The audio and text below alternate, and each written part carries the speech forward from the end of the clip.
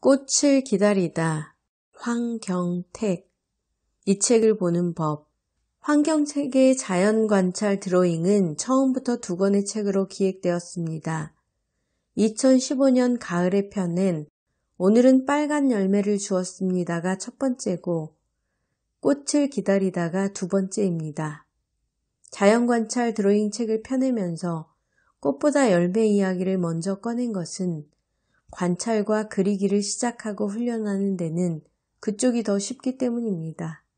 길에 떨어진 자연물을 주워 집에 가져와서 관찰하다가 익숙해질 때까지 그림을 그립니다. 나중에 현장에서 그리는 관찰 그림은 가능하면 빨리 끝내야 하기 때문에 미리 이런 방법으로 꾸준히 연습하면 선 따는 법, 채색하는 법 등을 숙련해 두면 좋습니다. 반면에 그리기보다 식물 관찰에 더 관심 있는 사람이라면 꽃을 기다리다를 먼저 읽기를 권합니다.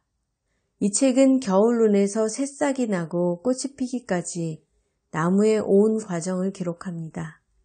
냉이와 봄동처럼 잎을 달고 겨울을 나는 노제트 식물과 다양한 풀꽃들이 앞다투어 꽃을 피우는 전략도 살펴봅니다. 이 이야기를 먼저 읽고 오늘은 빨간 열매를 주었습니다로 이어지면 식물의 한 해살이가 머릿속에 온전히 꿰어질 것입니다. 두 책에 등장하는 식물들은 모두 우리 주변에서 쉽게 볼 수 있는 것들로 구성되었습니다.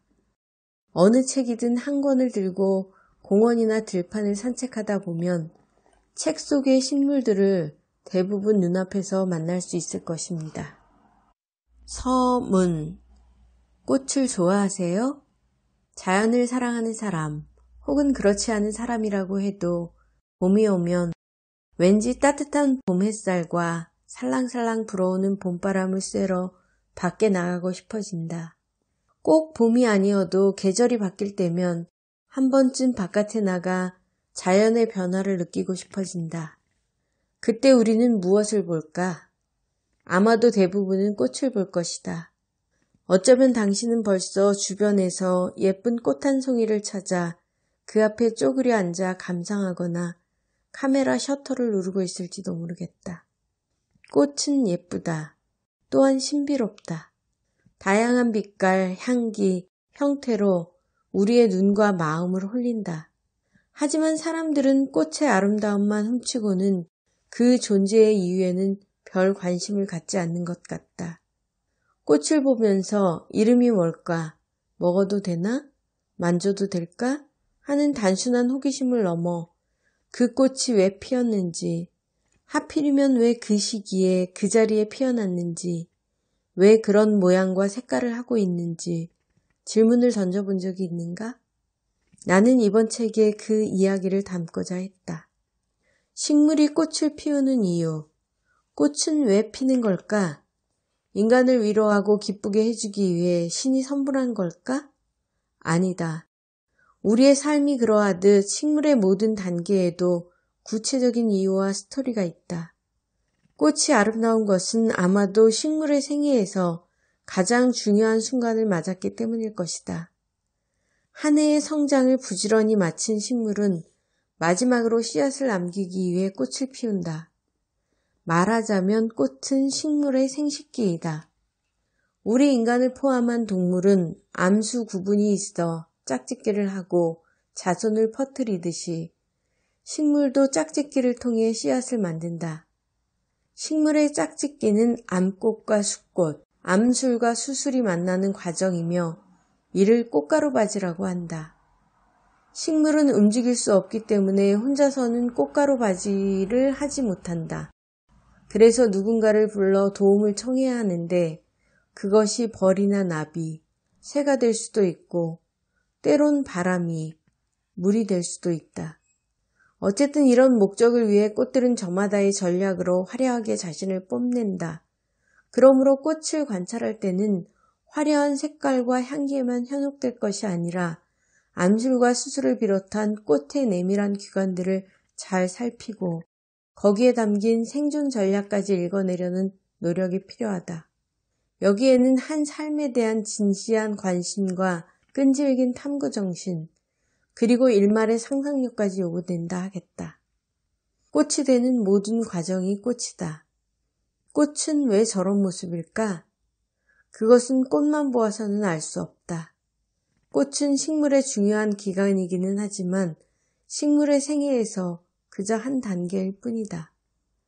꽃 한 송이를 피우기 위해 식물들은 추운 겨울에도 씨앗의 에너지를 끌어모으고 싹을 틔우고 땅속 깊숙이 모세혈관 같은 뿌리를 뻗어내리고 그 뿌리로 물과 양분을 모아 새 잎과 줄기를 만들고 찾아오는 천적들을 막기 위해 갖가지 작전을 펴가며 안간힘을 쓴다. 저 혼자는 한 걸음도 움직일 수 없는 식물들이 끈질기게 삶을 이어가는 과정의 치열함을 알아야 꽃의 진짜 아름다움을 보았다 말할 수 있을 것이다. 결국 우리가 꽃을 보고 기다리고 사랑한다는 것은 식물의 온 생을 지켜보고 응원하는 일이어야 하지 않을까? 봄이든 여름이든 혹은 가을이든 꽃을 관찰하고 그릴 때는 배에 아직 피지 않은 꽃송이에도 눈길을 주고 잎사귀 모습도 살피며 나무라면 겨울눈도 들여다보자. 그렇게 꽃에 가까운 과거부터 추적하면서 호기심을 발동하다 보면 아마도 다음 해에는 한겨울부터 스케치북을 들고 집 밖을 서성거리면서 꽃이 피기를 한마음으로 기다리게 될지도 모른다. 꽃을 기다리다 다 그렸다. 지난번 책에도 밝혔듯이 내가 그림을 그리는 것은 더 잘 관찰하기 위해서다. 사진이라면 한 번 찍고 말 것을 그림을 그리면서는 10번도 100번도 더 들여다보게 된다. 그리고 자꾸 보이지 않는 부분까지 상상하고 더 탐구하게 된다. 그것은 생에 대한 더 깊은 관심으로 이어진다. 보면 지난 내 작업들은 모두 꽃을 기다리는 일이었는지 모르겠다. 나는 1년 내내 스케치북을 들고 다닌다. 틈만 나면 어디서나 주변에 있는 풀과 나무를 찾아서 보고 그리는 것이 습관이 된 지 오래다. 한겨울에 나뭇가지에 돋아난 작은 겨울눈을 그리고 나면 그 싹이 궁금해 또 이른 봄에 달려가서 그리고 4, 5월에 제일 예쁜 연두빛 잎사귀도 그리러 가고 그러다 마침내 꽃을 만난다. 사는 일에 바빠 그 과정 중 하나라도 놓치면 깊이 아쉬워하며 다음 해를 기다릴 때가 많다. 이 책에 실린 그림과 관찰일기의 상당수는 최근 2년간 집중해 작업한 것이다. 10년 넘게 자연을 관찰하고 그리고 습관을 가져왔지만 막상 책을 내려고 하니 미처 그리지 못한 것들이 생각나서 1년 더, 1년 더 하며 꽃을 기다리고 그리기를 반복했다. 그리면서 이전에 보지 못했던 것을 또다시 발견하는 즐거움도 맛보았다. 이는 내가 가능하면 매일 자연 관찰 일기를 쓰고 싶은 이유이기도 하다. 또다시 부족한 책 한 권을 묶어내면서 모쪼록 이 책이 꽃을 좋아하지만 그 삶을 잘 들여다보지 못했던 사람들에게 새로운 영감을 주기를 기대한다. 꽃을 기다리다.